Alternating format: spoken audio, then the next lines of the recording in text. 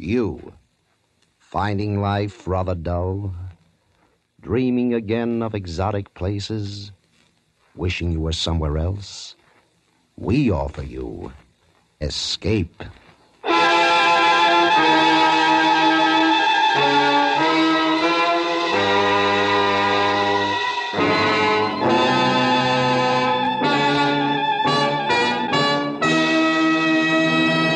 Today, with the performance of John Dehner as Isherwood Williams, Escape brings you one of the most unusual and terrifying stories of recent years. George Steward's powerful novel, Earth Abides.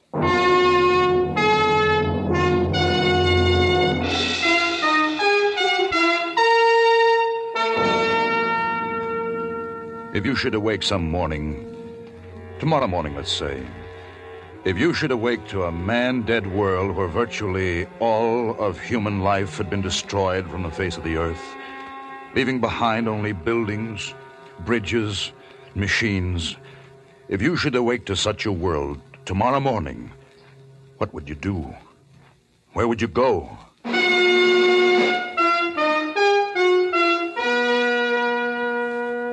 This is the year 3. My name is Isherwood Williams. It's 3 years since I returned from the lonely mountain country of Northern California to find that mankind had virtually vanished from the earth. Some unknown virus had scourged him from his high place among animals. His great cities were tombs. His entire civilization was crumbling. I toured the emptiness that had once been called America. From the silent towers of Manhattan to the Golden Gate Bridge, I saw in all 10 human beings still alive.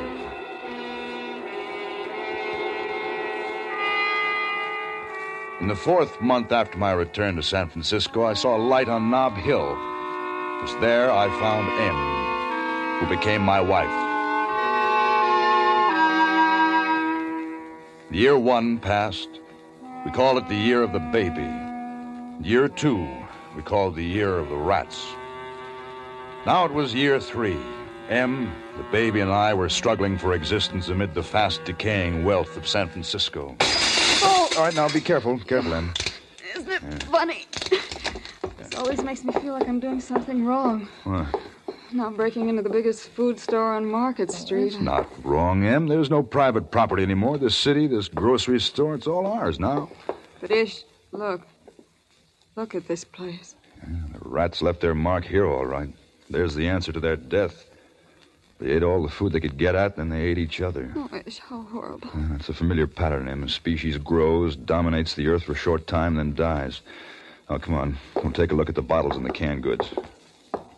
Ish, look, the labels are gone. They're eaten off. Yeah, well, we'll just have to try to guess at the contents by the shape of the can. Well, the bottles are easy. Here, look. Bottles of real lemon juice. Fine. This should be corned beef. Look at it all. Tons of it. We could live on just this forever. No, Em, we can't be scavengers forever. That's why the rats died. Em, we've got to grow things. We've got to bring something new into the world. Oh, come on. Let's get some of this stuff home.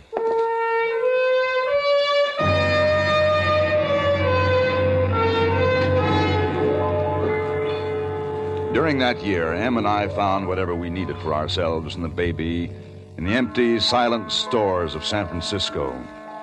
We lived on the spoiling supplies of 1 million people. One evening, just after dusk, I suddenly noticed a strange, wavering glow in the sky over the downtown area of the city. I called Em to the window. There was a smell of smoke in the air. Fire, Em! Ish. San Francisco is on fire! Ish. Isn't there something we can do? No. If there were, it must be 3 square miles of flame. What started it, do you suppose? Well, there were no oily rags in the basement. Some gasoline explosion could be any one of 1,000 causes. Will it reach the house? No, I don't think so. Wind's blowing it away from us. It'll burn itself out in a day or 2. Well, come away from the window. Em. Em, do you smell gas? I don't know. It smells like it to me. Open the door to the hall. Yeah. Hey, day, the hall is filled with it. Hey, we've got to get out of here. Gas line must have burst. One spark in this place will blow up like a bomb. Baby, I'll get the baby. All right. We'll be safe from the fire escape. Hurry, Em. Here, I'll take the baby. Be careful. Just hang on to the rail and walk slowly. Come on. We started down the fire escape. In the distance, the flames were gutting the heart of the city. Parts of Chinatown were already gone. Kept going down to street level, and then we started running. Any second, a spark could blow the building to dust, and we ran, our breath tearing in our throats. Back against the wall, Em. The shockwave.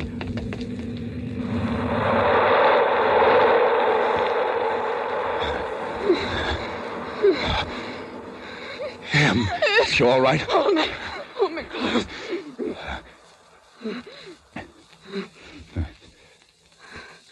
It's all over, Em. We're going to be all right.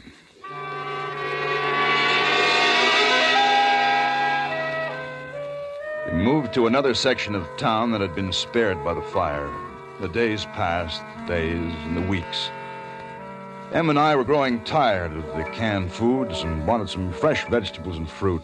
But we needed a car. One day, Em and I found a Jeep in a garage. In the storeroom, I found new tires to replace the rotted ones the Jeep had been standing on. Will it work? Well, after 2 years, hard to say. I'm no mechanic. All the cars to choose from, and we picked something like this. I always wanted a convertible. Maybe a Cadillac or a Packard.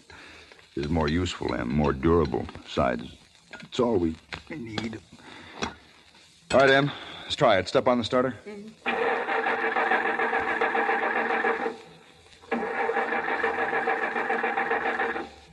No. All right, now try it. Ooh, come on. Come on, start. Oh.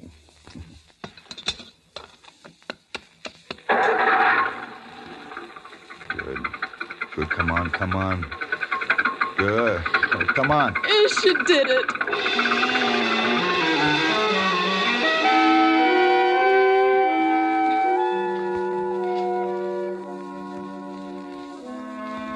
One night, several months later, Em shook me awake. Ish. Huh? Ish, wake up. Hmm? There's something outside moving around. What? Right by the window. Give me the hammer. Be careful, Ish. I'll be all right. I'll come with you. Now, stay here. I'll be right back.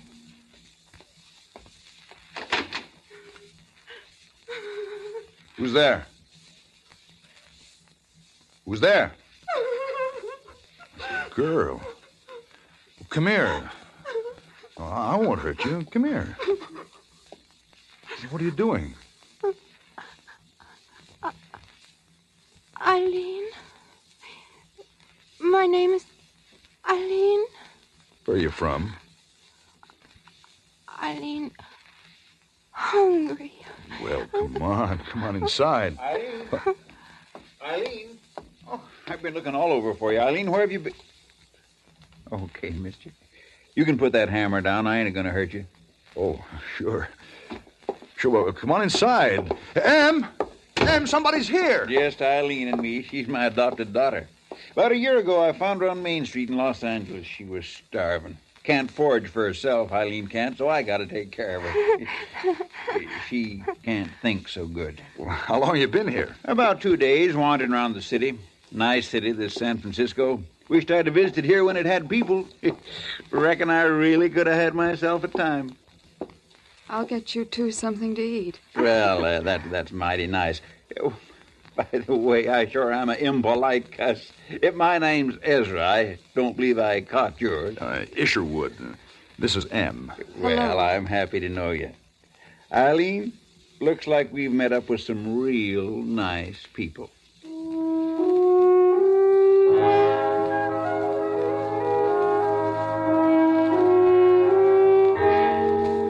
Ezra and his new daughter Eileen stayed with us, made their home in the house next door. Now the year 3 has passed. We called it the Year of Ezra.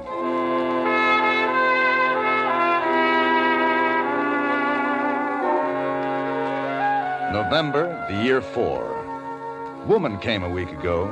She had dark hair, dark eyes. She was alone. Ezra has taken her for his wife.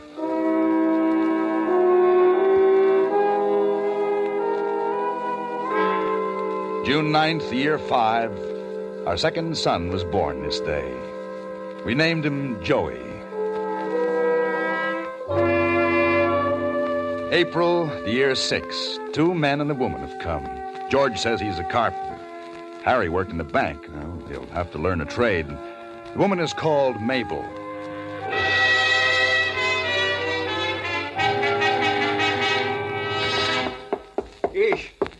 Ish, you better come with me. Well, what's the matter? The water. It stopped running in the faucets. Well, maybe it's just a broken pipe in your place. No, I checked, and it ain't just my place. I've checked all the houses around, and there ain't any water running in any of them. Maybe it's a water main under the street. I don't think so. You know what I think? What? I think the water stopped way up in the mountains someplace. Ish, San Francisco's going dry.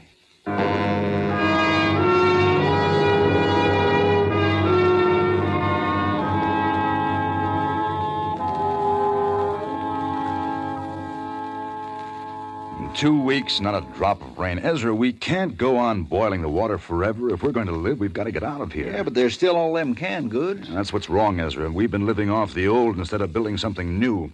Look, we've got to forget that water ran out of faucets and vegetables come in cans. We've got to start growing things ourselves. We will when the time comes, Ish. I reckon. You better come quick. What is it, Em? Eileen, What's the matter with her? she must have been drinking polluted water. Typhoid.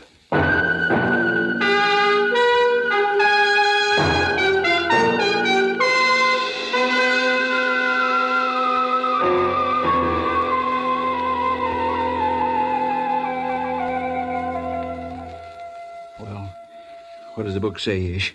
What are we going to do? Isolate the others. Mabel can nurse Eileen. What do we do for her? What's the treatment? You can't shorten the disease, it says. All you can do is help make it less severe. Now, don't worry, Ezra. We'll do our best. Eileen, she's so helpless. She don't understand. Yeah, but you move in with us. If this thing spreads, it can wipe out all of us.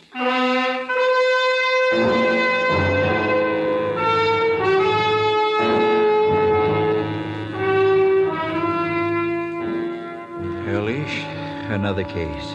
Who is it? George, Move him in with Eileen. Get another bed in there. you won't have to. What do you mean? Eileen's dead.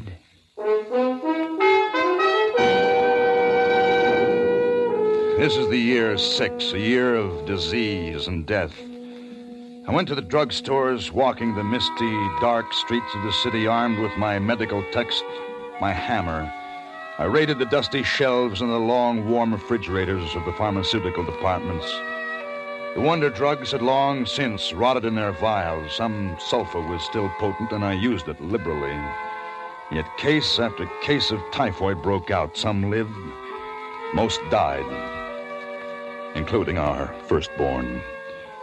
Our little community, upon which I had pinned the hopes of a new birth of mankind, had dwindled from 12 persons to 7. 5 adults, only 2 children. You've got to get some sleep, Ish. How many of us are left, Em? Count them for me. Ezra, George, Mabel, our second son, Joey, and Ezra's boy. You and I. Oh, Em. And what's the good of starting again? We're being exterminated from the earth, every small being of us, so things can become green again. There are 7 of us, Ish. Once there was only me, and once there was only you. Alone and separated. There are still 7. Oh, Em. Em, what would I do without you? Go to sleep. Well, you won't make the mistake a second time. Won't be any looking back. You'll forget the trains that used to run, and the tall buildings, and the soft food. We'll go back to the earth. Back to the earth, Em. Back to the earth.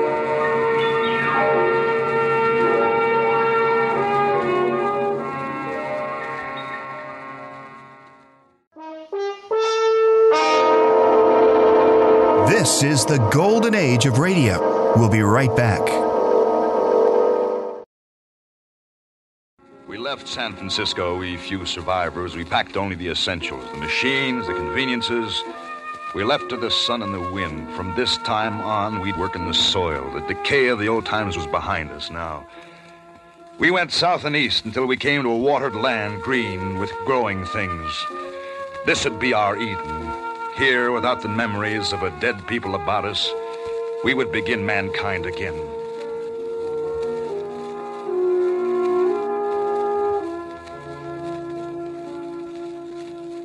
Come here, Joey. Yes, Daddy.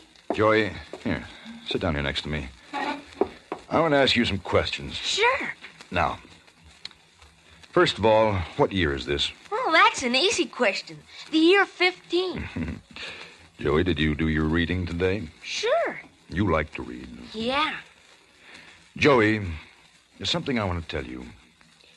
You know, there were once a lot of people like us on Earth. Millions. You know that, don't you? Yeah, I read about them. They could fly. That's right. Well, someday there'll be millions of people again. And they'll fly again, years and years from now.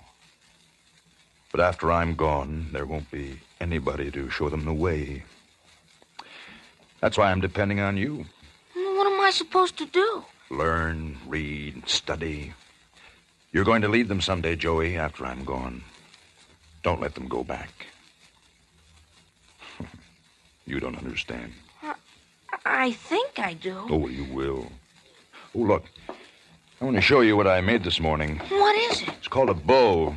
The guns won't be good much longer. The powder will get rotten. Guns will get rusty. You can hunt with this, kill animals for food. Yeah, look here, see? I carved it out of willow. Then I strung strips of calf hide from one end of the bow to the other. And now watch this. See here, this is the arrow. That's fun. Let me try. All right, here. Like this? That's right. Now pull back. Hard. No. Hard. There. Now, let go. Boy, that's swell. Can I take it outside and play with it? Sure, but be careful with it. Hey, Billy, look what I got. Hey, Billy! It took thousands of years for man to pass from the spear to the bow and arrow. I've just done it in 5 minutes.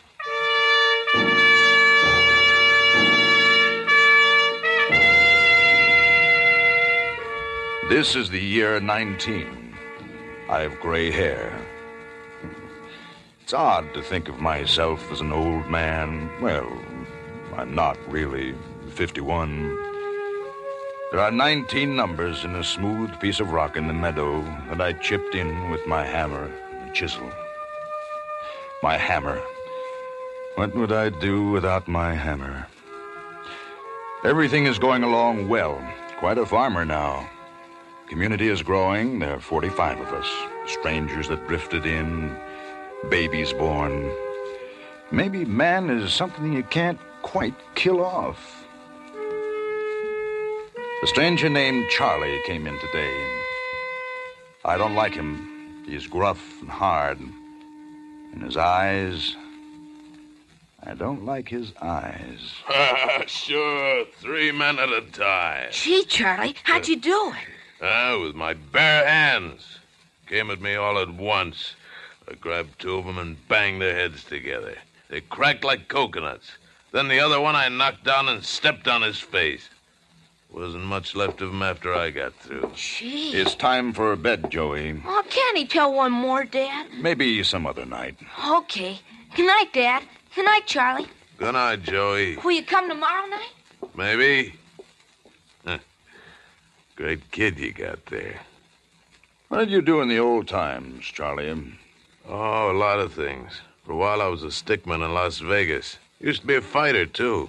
A lot of things, you name it. You intend to stay? Sure I intend to stay. Why not? No other place to go. This is the only good-sized group of human beings I've seen. And believe me, I've been around. Sure, I'll stay. Everybody works. It's the only way we can live. Listen, you. If I want to stay, I'll stay, and I'll stay on my own terms. I don't ask anything from anybody. I live my own way. You better understand that right now. And you better understand something before we go any further, Charlie. I've been elected to leadership in this town, and we aren't a bunch of independent individuals doing what we please. We're a community, working together. Either you accept that, or get out. We ain't gonna get along, Mr. Isherwood Williams. And I'm staying. Good night.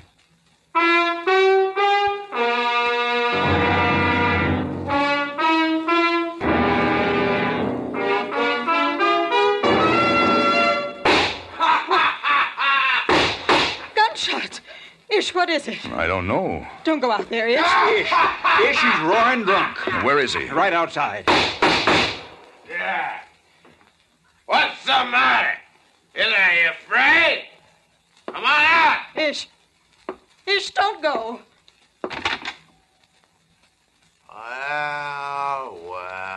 Well. The great Isherwood. Howdy, Isherwood. Put down that gun, you crazy fool. Let go. Down. Let go me, you. Ish, are you all right? Never mind me. Get that gun away from him. Get George. Yeah. Where's George? Bring George. Let's see George take this gun away from me. Hey, George, come on and try to take this thing away from me. Hey, what's going on here? Charlie, give me that gun. Nobody's taking my gun away. It's mine. Charlie, What's mine is mine. Stay away. give me that gun. Stay away, George. Stay away.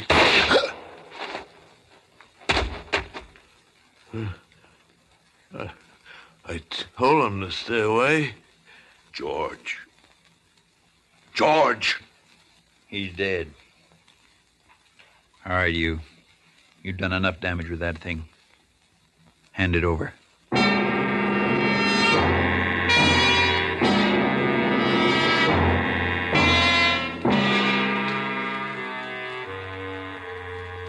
There's only one answer. Death. Death. You mean kill him? Murder him? No, it's not murder, Em. You and Mabel and Ezra and I, we're the government now. We've been elected. Council of 4. There isn't any government but us. It's not a matter of punishment. It's protecting the community from a menace, and that's what Charlie is. But he was drunk. All the more reason he might do it again. Afraid so, Em. We can't take the chance. We're like a jury. Let's vote. We've got all the facts. A vote's been called. Any questions? Ish, is it right? Is it right to take a human life? To save many lives, yes, Em, it's got to be right. We'll take a voice vote. You first, Mabel. What do you say? Death. Ezra? Death. Em? Well, how do you vote, Em? Death. It's unanimous. We'll carry out the sentence tomorrow morning.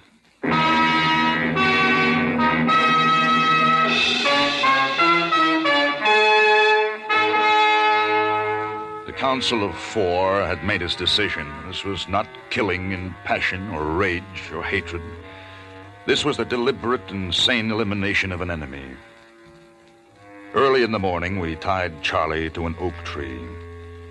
Ezra took Charlie's revolver. Charlie stared at him with childish disbelief. He gasped, slumped into his ropes, his mouth red with blood, his eyes swollen in death. The power of the new state was born.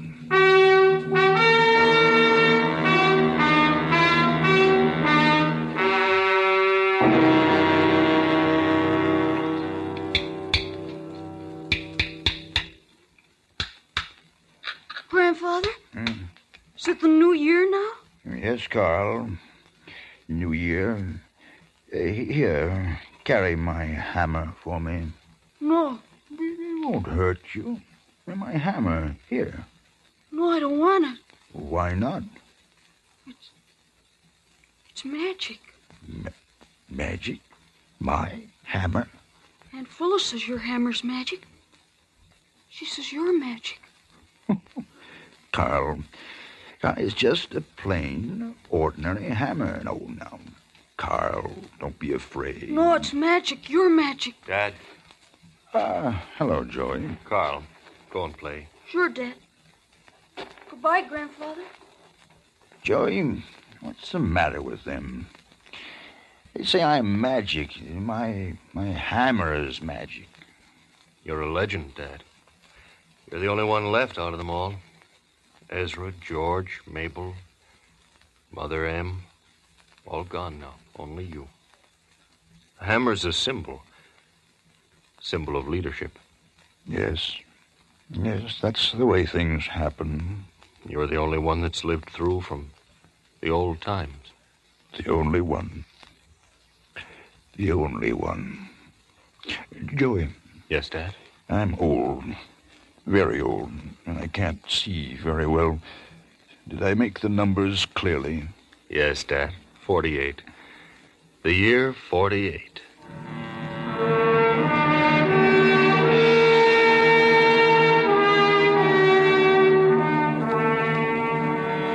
It's all begun again. Life. Generations and generations. Oh, Em, if you could have lived to see your faith come true. And once there were only the two of us, alone and separated. I want to see the old once more before I die. Just once more. The bridge. The Golden Gate Bridge. We're here, Dad. How does it look, Joey? Tell me. How does the Golden Gate Bridge look? It's old and rusty, but it's wonderful. It's beautiful. Is there a car? Small car on the bridge? Yes, Dad, it's still there. Can you still see buildings across the water? Only a few, Dad. It's mostly overgrown. But the hills behind the city are beautiful today. Good. Joey, here. Here's the hammer. Yes, Dad. You're the new leader now. The hammer has always been the symbol. Pass it on to the best of them. And, Joey, don't let them make a god of you. Let knowledge be the watchword. Oh, you understand, Joey? I understand, Dad. Know the earth, Joey. Know the earth.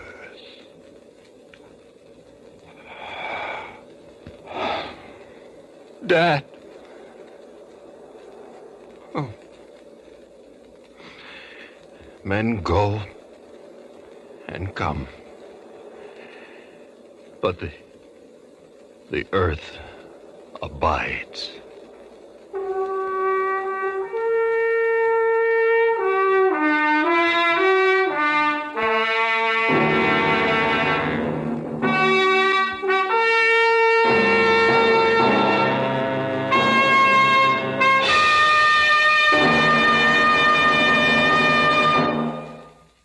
Escape is produced and directed by Norman MacDonald. You have just heard Earth Abides by George Steward, especially adapted for Escape by David Ellis.